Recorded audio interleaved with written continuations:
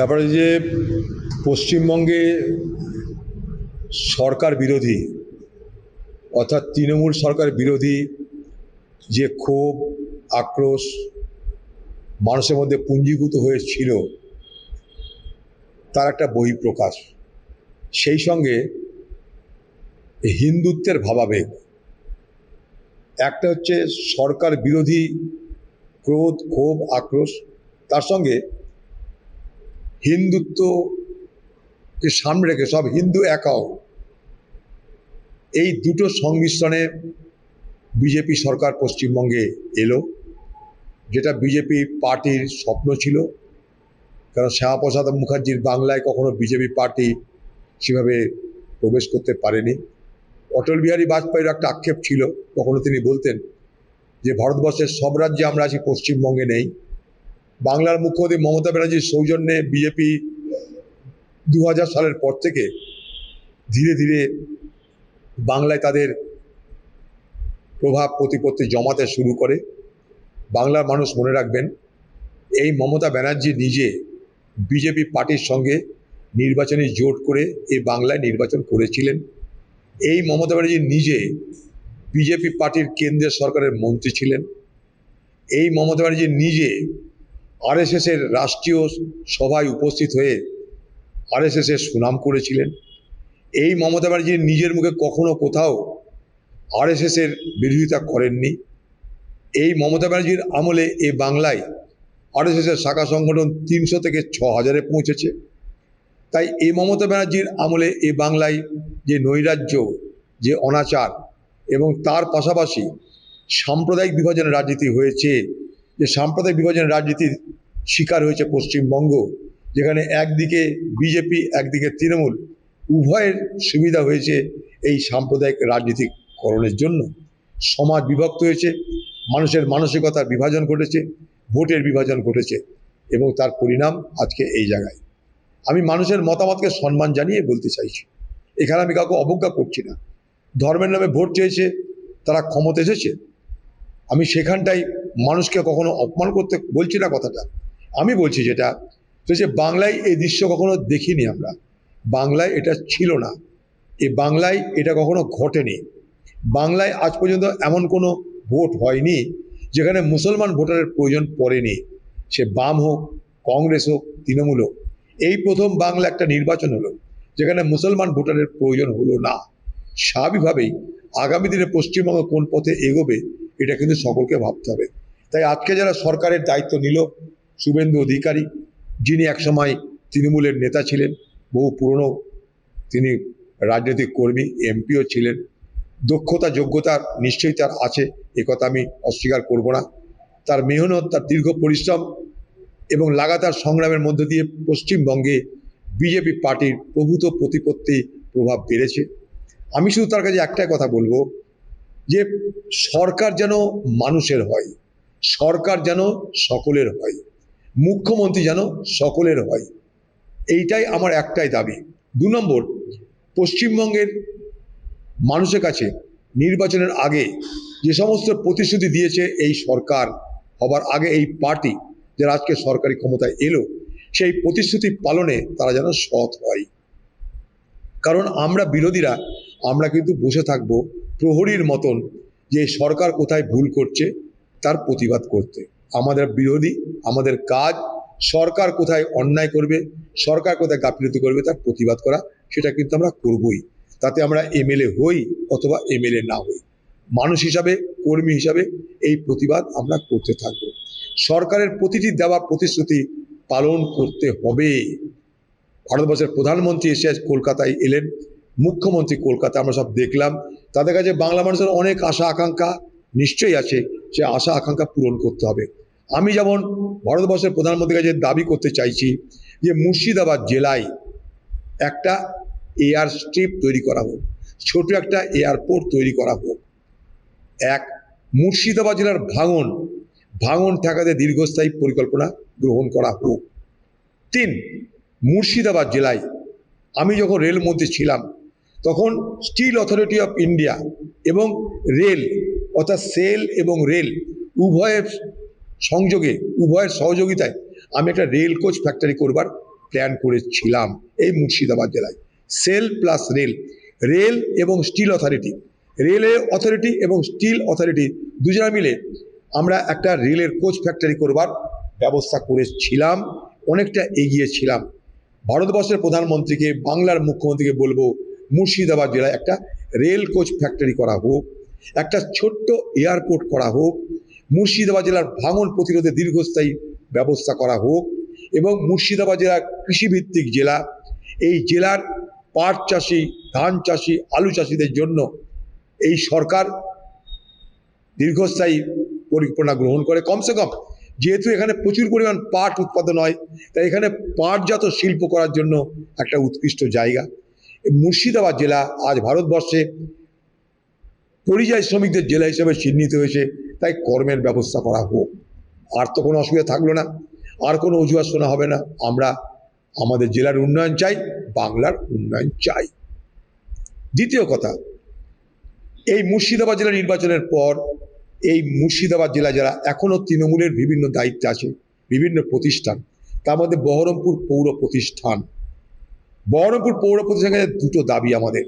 এক, শুধুমাত্র কংগ্রেস করার অপরাধে দুটো মেয়ে এই বহরমপুর শহরের, একজনের নাম শিবানী সাহা, আরেকজনের নাম গীতা চৌধুরী, মিথ্যা কেসে যৌন নির্যাতন করার অপরাধে, মিথ্যাভাবে যৌন অপরাধ করার কেস দিয়ে, যৌন নির্যাতন করার কেস দিয়ে মিথ্যা অভিযোগ করে তাদের মাইনে বন্ধ করে দেওয়া হয়েছে, তাদের বিরুদ্ধে কেস দেওয়া হয়েছে। তাদের বিরুদ্ধে কেস দেওয়া শুধু নয়, তাদের সম্পত্তি জব্দ করার জন্য চেষ্টা করেছিল তৃণমূল, সেইটা আমরা হাইকোর্ট থেকে কাটিয়ে দিয়েছি। এবং এখানকার কোর্টে তাদের যখন জামিন চাইতে যাই আমরা, তখন সারা মুর্শিদাবাদের সব সরকারি উকিল তারা এসে হাজির হয়ে বলে এদের জামিন দেওয়া যাবে না। বাইরে বেরিয়েছে তারা বলে এদের জামিন হয়ে গেলে আমাদের আর চাকরি থাকবে না। সরকারি উকিল বলছে আমার চাকরি থাকবে না যদি এদের জামিন হয়ে যায়। এই বাতাবরণ পাল্টানো হোক। দুটো সাধারণ মহিলাকে যারা ডি ক্যাটাগরি স্টাফ, একজনের নাম শিবানী সাহা, আরেকজনের নাম গীতা চৌধুরী, এই দুজন অকারণে তাদের বছরের পর বছর বেতন বন্ধ করে দেওয়া হয়েছে। তাদের বেতন যেন চালু করে দেওয়া হয়। এবং সেই সঙ্গে যাদেরকে সামনে রেখে এখানকার পৌর প্রতিষ্ঠান, এখানকার পৌর কর্তৃপক্ষ যে দুজনকে সামনে রেখে এই মিথ্যা অভিযোগ করালো, তাদের একজনের বাড়ি জজকোটে, একজনের বাড়ি সয়দাবাদে। একজনের বিরুদ্ধে অভিযোগ সে যৌন নির্যাতন করে, কিন্তু সে স্কুলে শিশুদের উপর যৌন নির্যাতন করার অভিযোগ। যে মহিলার বিরুদ্ধে অভিযোগ সে শিশুদের উপরে যৌন নির্যাতন করে স্কুলে, ঘটনাচক্রে সেই স্কুলে কোনো শিশুই নাই, না ছাত্র আছে না ছাত্রী আছে। তার বিরুদ্ধে অভিযোগ করছে এখানকার কাউন্সিলরের স্বামী। তাকে বলবো প্রত্যাহার করে নিন এই অভিযোগ, এটা বড় পাপ কাজ করে ফেলেছেন আপনারা। আরেকজন সয়দাবাদে, সে ফাঁসালো শিবানী সাহাকে টাকার বিনিময়ে। সেই স্কুলে 300 থেকে 400 ছাত্র, শিবানী সাহা সেখানকার শিক্ষক নয় যে ক্লাসের কথা বলা হচ্ছে।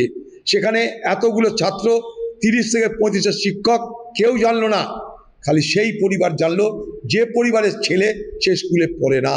তাই সেই পরিবারকে বলবো, এখানে পৌর কর্তৃপক্ষের কথায় পয়সাকে একটা নিরীহ একটা পরিবারকে ফাঁসিয়েছেন, নিঃস্ব করেছেন, চাকরি খেয়ে নিয়েছেন, মাইনা বন্ধ করে দিয়েছেন। মিথ্যা সাক্ষী না দিয়ে সততার সঙ্গে বলুন আপনারা ভুল করেছেন, না হলে আগামী দিনে আপনাদের পাড়ায় পাড়ায় গিয়ে আমরা কিন্তু প্রচার করব, অবশ্যই করব।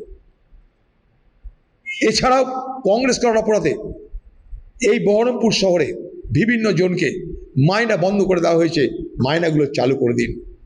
4 নম্বর দাবি, এই শহরে প্রচুর টোটো চালক আছে, টোটো চালকদের উপরে একটা আর্থিক নির্যাতন চলছে, তাদেরকে ডবল ট্যাক্স দিতে হয়, একটা রাজ্যকে একটা মিউনিসিপ্যালিটিকে। টোটো চালকদের আর্থিক নির্যাতনের থেকে মুক্তি পেতে চাই তারা, তাদের দীর্ঘদিনের দাবি। আমি বলবো টোটো চালকদের সঙ্গে সাধারণ মানুষের সম্পর্ক আরও বন্ধুত্বপূর্ণ হোক। টোটো চালকের আছে বলে সাধারণ মানুষ বহরমপুরে যাতায়াত করতে পারে, আবার সাধারণ মানুষ যাতায়াত করতে পারে বলে টোটো চালকদের রোজগার হয়। অতএব সাধারণ মানুষ এবং টোটো যাত্রীদের মধ্যে সম্পর্কটা বন্ধুত্বপূর্ণ হওয়া দরকার। সেই টোটো চালকদের উপরে ডবল যে ট্যাক্স চাপছে একটা রাজ্যের, একটা পৌরসভার, সেই দুটো বন্ধক যে কোনো একটা ট্যাক্স ধার্য করা হোক। এটা নিয়ে আমরা আজকেও মিটিং করেছি। এই দুটো বিষয় নিয়ে, অর্থাৎ নিরপরাধ পৌর কর্মচারী এবং তার সঙ্গে দুটো শিক্ষক ডি ক্যাটাগরির, তাদের উপর থেকে কেস প্রত্যাহার এবং পুনরায় তাদের মাইনা চালু করা, প্লাস টোটো চালকদের উপরে যে আর্থিক জুলুম চলছে, দুটো করে ট্যাক্স নেওয়া হচ্ছে একটা টোটো চালকের উপরে, তার থেকে তাদেরকে উদ্ধার করে যে কোনো একটা ট্যাক্স ধার্য করা। এই দুটো বিষয়ে আগামী 1 মাসের মধ্যে আমরা পৌরসভা অভিযান করব এই সিদ্ধান্ত নিয়েছি। তাই এলাকার যারা দায়িত্বে আছেন তাদেরকে বলবো সিধা রাস্তায় এসে ঝঞ্ঝাট মেটান, নাহলে আন্দোলনে নামতে আমরা বাধ্য হব। যদি এটা বাস্তবে হয় তাহলে ভালো লাগবে। সবার মুখ্যমন্ত্রী কথা বলাটা সহজ, কিন্তু সবার মুখ্যমন্ত্রী হওয়াটা কঠিন। যদি উনি প্রকৃতপক্ষে সকলের মুখ্যমন্ত্রী হতে পারেন তাহলে বাংলা মানুষ নিশ্চয় তাকে সমর্থন করবে। আমি তার জন্য আমার বক্তব্যের প্রথমেই বললাম তিনি যেন সকলের মুখ্যমন্ত্রী হন।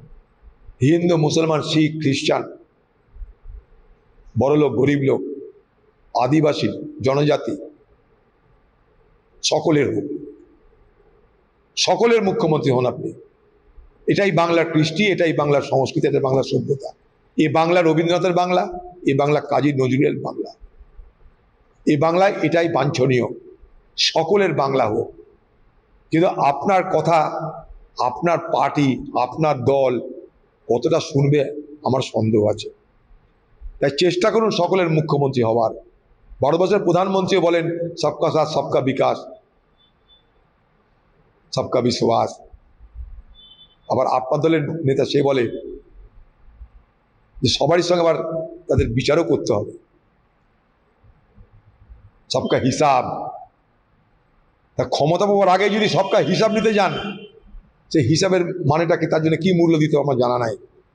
তবে বাংলার মুখ্যমন্ত্রীর কাছে অনেক আমাদের আশা যে বাংলার মুখ্যমন্ত্রী আজকে যেভাবে বর্ণাঢ্য একটা উদ্বোধনী সভা, ওই মন্ত্রিসভার শপথ হলো, সেখানটায় ভারতবর্ষের তাবৎ তাবৎ নেতারা ছিলেন, প্রধানমন্ত্রীও ছিলেন।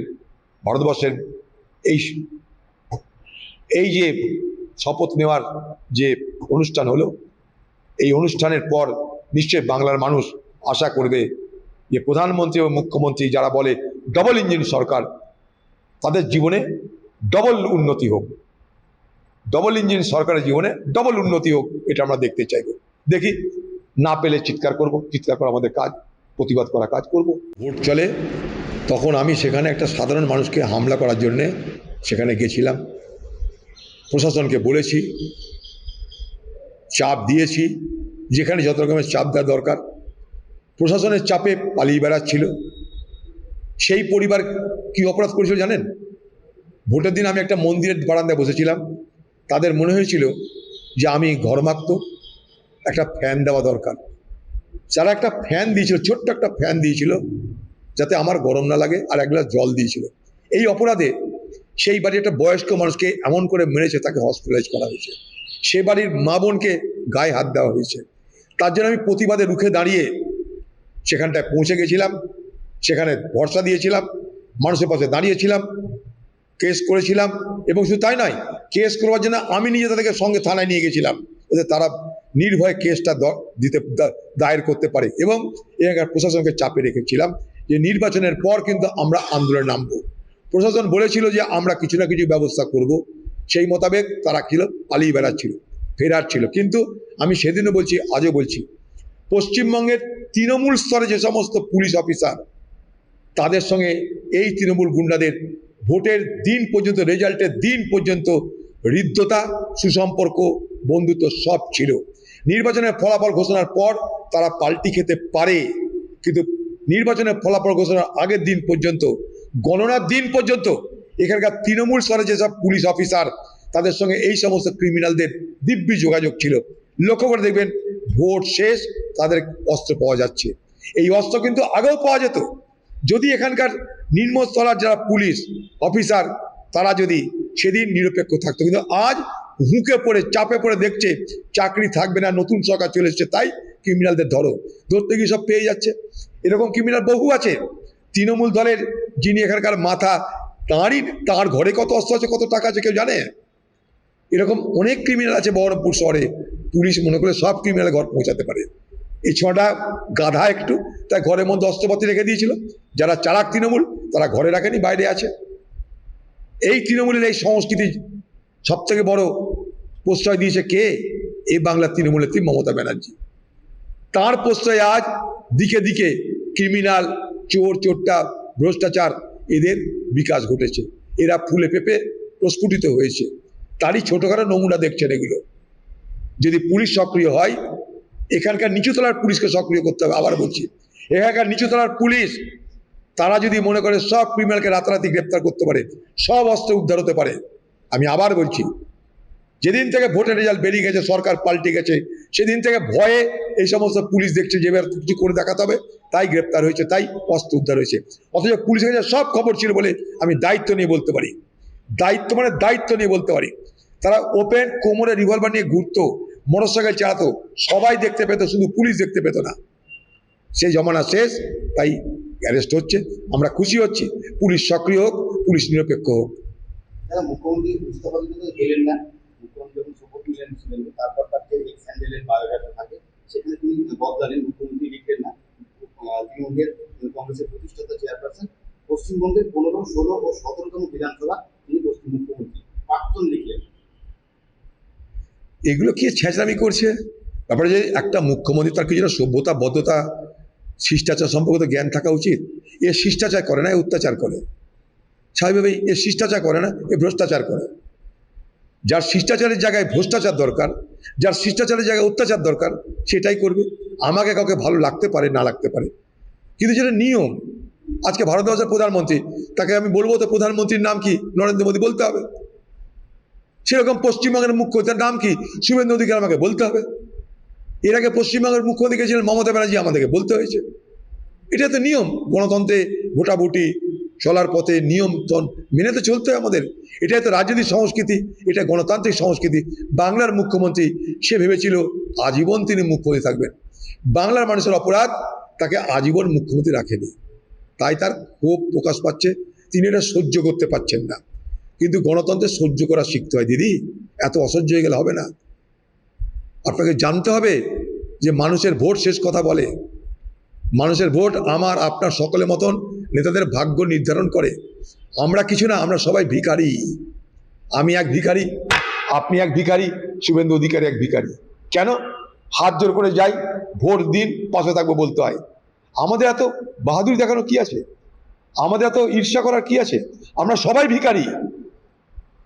ভিখারির কাছে অপশান থাকে না, ভিখারির কাছে অপশান থাকে না। ভিখারির কাছে কি থাকে? মানুষের সমর্থন। যাকে করবে সেই থাকবে। আপনি এটা মানতে চাইছেন না, আমি এটা মেনে নিই। নিয়ম মেনে চলতে হবে। আপনার জন্য তো গণতন্ত্র আলাদা করে লেখা হবে না, বাংলার মুখ্যমন্ত্রীর সংবিধান আলাদা করে লেখা হবে না। তাই আপনি ঘরে মুখ্যমন্ত্রী নাটক করুন। আপনি তো জানেন সব কি করে কি করতে হয় না করতে হয়। আপনি মক বিধানসভা করুন, মক বিধানসভায় মুখ্যমন্ত্রী হন, দিয়ে চামচাদিদের নিয়ে সেখানটায় আপনি মুখ্যমন্ত্রী করুন। করা যেতে পারে, আরামসে করুন। আরেকটা